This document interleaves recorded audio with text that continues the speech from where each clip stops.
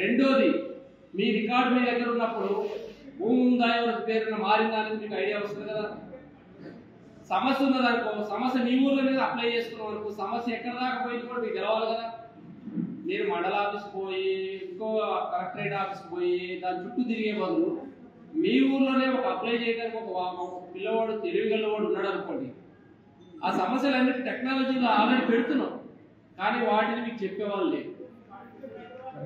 దానికి సంబంధించిన విషయాలన్నీ, తర్వాత మీరు పండించిన పంటకి గిట్టుబాటు ధరకి ఎవరితో టైఅప్ కావాలి.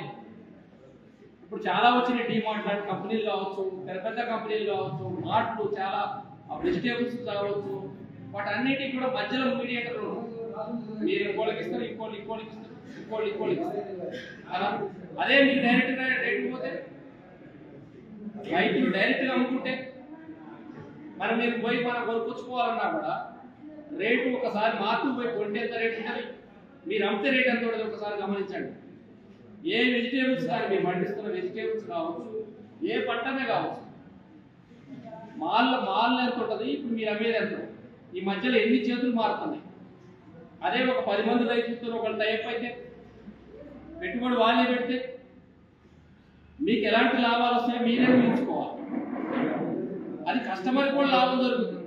మీరు 10 రూపాయలు కాబట్టి 12 రూపాయలకే కస్టమర్కి అమ్ముతారు, కానీ ఇప్పుడు మీరు 10 రూపాయలు అమ్ముతాడు, 30 రూపాయలు అమ్ముతున్నాడు. అంటే ఎంత తేడా ఉంది మనుషులకి. అంటే పండించిన రైతుకి 5 రూపాయలు వస్తాయి టమాటాకి, అక్కడ 30-50 రూపాయలు అమ్ముతున్నారు. ఎంత గ్యాప్ వస్తున్నది ప్రతి పంటకి. ఒక్కసారి పంటను చూస్తే గిట్టుబాటు ధర, మన పొట్టును మనమే రైతులు బియ్యం ఒడ్డు పండిస్తున్నాం, మన బియ్యం రూపంలో మార్చుకున్న తర్వాత షాపు పోయి కొనుక్కొచ్చుకుంటే దాని రేటు ఎంత మారుతుంది.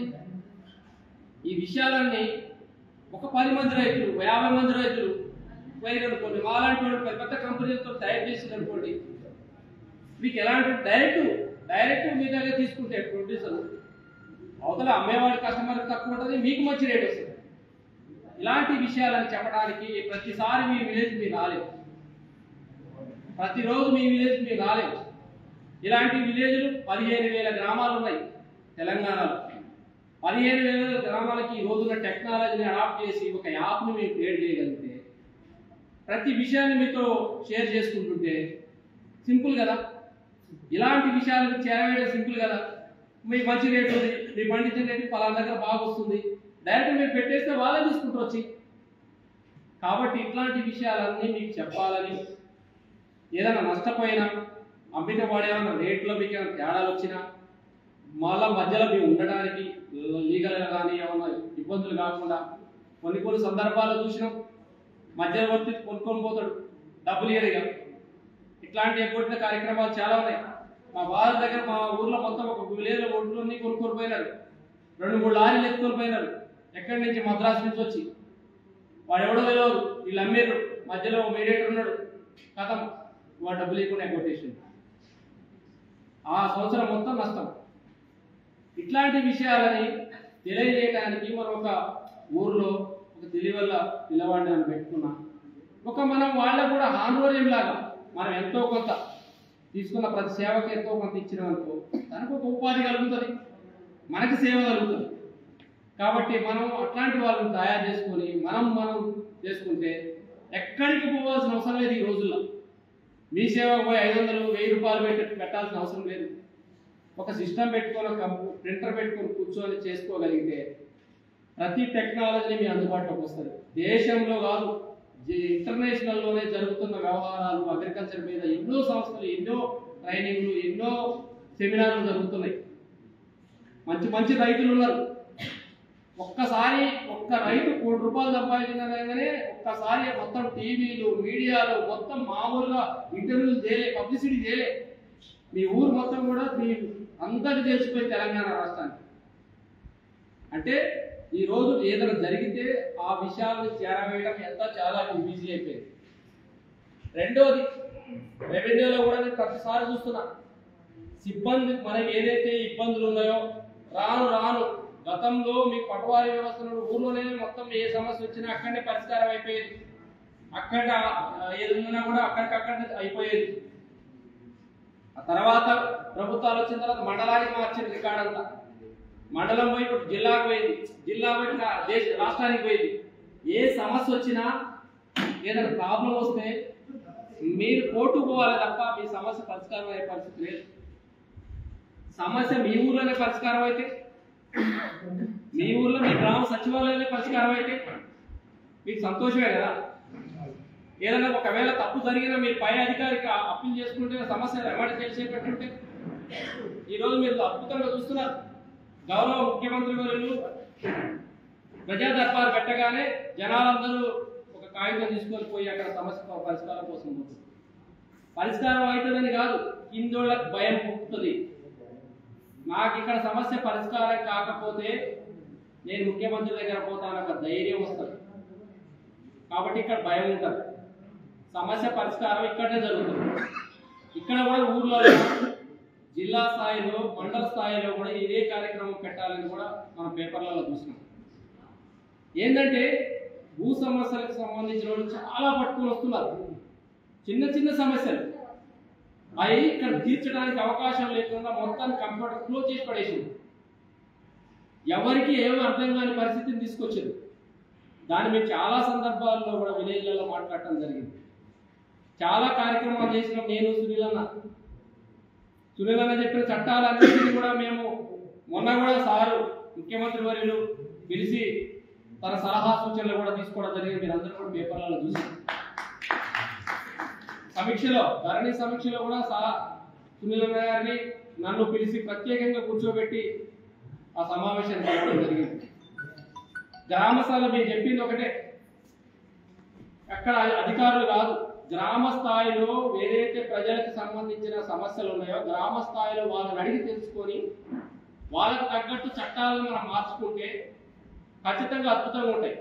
గతంలో ఉన్న చట్టాలన్నీ ప్రజలతోనే వచ్చినాయి, ప్రజలకు అవసరాలతోనే వచ్చినాయి. కాబట్టి ఇప్పుడు కూడా ప్రజలను అడిగి తెలుసుకుని ఆ రకంగా వాళ్ళకి అవసరాలను తగ్గట్టే చట్టాలను మనం తయారు చేసుకోగలిగితే ఖచ్చితంగా సమస్యలని పరిష్కారం అవుతాయి.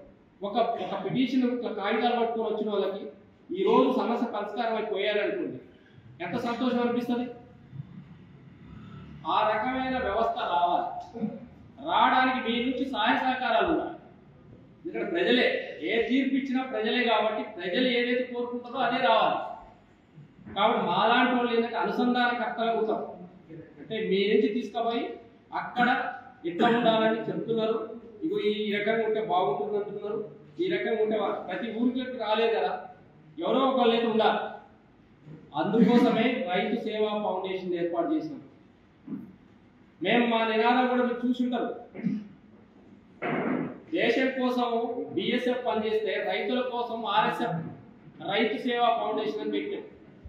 అంటే రైతులకి ఎలాంటి రక్షణ ఉండాలి, దేశం కోసం ఎలాంటి రక్షణ ఇస్తున్నారో ఆ రక్షణని మేము ఇవ్వాలనే ఉద్దేశంతో మేమిద్దరం తాను భూముల మీద 20 సంవత్సరాల నుంచి ఒక న్యాయవాదిగా రైతులతో పంచుకుంటున్నాడు. నేను అదే శాఖలో అదే 20 సంవత్సరాల నుంచి రైతులకు ఏం కావాలనో వచ్చిన వారికి ఏం సమస్యలు ఉన్నాయో తెలుసుకుంటూ ఉన్నాను. అన్ని సమస్యలు పరిష్కరించలేకపోవచ్చు, అంటే మన చేతిలో చట్టాలు లేకపోవచ్చు. కానీ ప్రభుత్వాలకి ఖచ్చితంగా అక్కడ ఉన్నప్పుడు ఇట్లా రైతులకు బాగుంటుందని చాలా కార్యక్రమాలు స్వచ్ఛందంగా తీసుకున్నా. చాలా విలేజ్లలో సమస్యలు లేని గ్రామాలను క్రియేట్ చేయడానికి ప్రయత్నం చేసిన. విలేజ్లే ఒక కార్యక్రమాలు పెట్టిన, అధికారులను అక్కడనే పెట్టిన.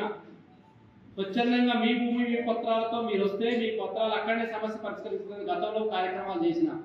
అది ప్రభుత్వాలతో సంబంధం లేదు, స్వచ్ఛందంగా చేసిన కార్యక్రమాలు.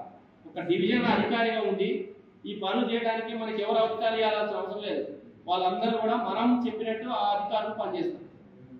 కాబట్టి ఏదేమైనా కూడా మీ సూచనలు సలహాలు, నేమిచ్చే సూచన సలహాలు మాకు ఎప్పటికప్పుడు ఇక్కడ ఉన్న గ్రామస్తులతో కావచ్చు, ఇక్కడ మేము ఈ కార్యక్రమాలు ఏర్పాటు చేసిన మన గోపాల్ రెడ్డి అనే కావచ్చు, నాకు తాను గురుగోరిల్లు అంటాడు సంఘాలల్లో తాను పెద్ద తెలంగాణ ఉద్యమాన్ని ఉవ్వెత్తున ఎదుగుతుంటే తెలంగాణ ఎంప్లాయీస్ అసోసియేషన్ తరఫున, తెలంగాణ ఉద్యోగుల సంఘం తరఫున ఆ రోజు తెలంగాణ రాకముందు ఎన్నో కార్యక్రమాలు చేసినారు. అందులో మేము చాలా చిన్నగా ఉన్నాం, స్టూడెంట్గా ఉన్నాం.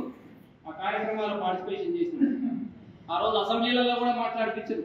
తెలంగాణ అంటే ఏందో వాళ్ళు ఒక డైరీ రూపంలో తీసుకొచ్చి తెలంగాణకు అవసరం ఏదో తీసుకొచ్చి చూపించిన వ్యక్తి తాను రిటైర్ అయిన తర్వాత నేను చెప్పిన అన్న రిటైర్ అయినా కూడా మంచి ఆపర్చునిటీ రైతులతోనే ఉంటుంది. నువ్వు రైతు కాబట్టి రైతులతో మనం ఏ కార్యక్రమాలు చేసినా మీరు చూస్తున్నారు. దేశంలో రైతు చట్టాల మీద పోరాడుతున్న రైతు నాయకుడు ఎవరో తెలుసా?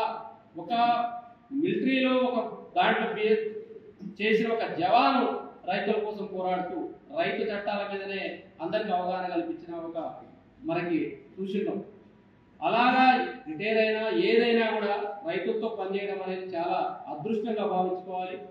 అదేవిధంగా నర్సిరెడ్డి గారు కావచ్చు, ఈ కార్యక్రమానికి వచ్చిన పెద్దలు కావచ్చు, మరియు విలేజ్లకు సంబంధించిన అందరికీ పేరు పేరున నమస్కారాలు తెలియజేస్తూ, అన్న సునీల్ అన్న చెప్పినట్టు మేము మీతో పాటు మాకు శక్తినిస్తే మేము మీకు కావాల్సినంత మేము మీకు ఖచ్చితంగా ప్రతిరోజు ప్రతి కార్యక్రమాన్ని వీడియో రూపంలో కావచ్చు, టెక్స్ట్ రూపంలో కావచ్చు, ఒక యాప్ని మేము ఆల్రెడీగా రూపొందిస్తున్నాం.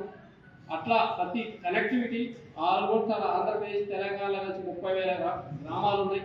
అందరినీ కూడా కనెక్ట్ చేసి అందరికీ లింక్ వచ్చేటట్టు ఎన్ని ఈ కార్యక్రమాలు రైతులతో చేస్తున్న సేవలు చేస్తున్న కార్యక్రమాలు సంస్థలు ఏమున్నాయి అన్నింటినీ అక్కడ దగ్గర ఉంచి మీరు ఏ సంస్థలు ఏం పెడుతున్నాయి, ఏ స్కీమ్లు ఏమొస్తున్నాయి, ఏ స్కీమ్లలో ఎంత సబ్సిడీ వస్తుంది, మీ వ్యవసాయ పనిముట్లకు ఎంత సబ్సిడీ ఉంది, ఎవరికి ఏ కులానికి ఎంత సబ్సిడీ ఇస్తున్నారు, ఇవన్నీ కూడా మీరు తెలుసుకొని దాన్ని సద్వినియోగం చేసుకునేటట్టు మేము అందిస్తామని, మీకు సహాయ సహకారాలు అందిస్తామని కోరుకుంటూ ఈ అవకాశం ఇచ్చిన మనందరికీ కూడా నమస్కారాలు చేస్తూ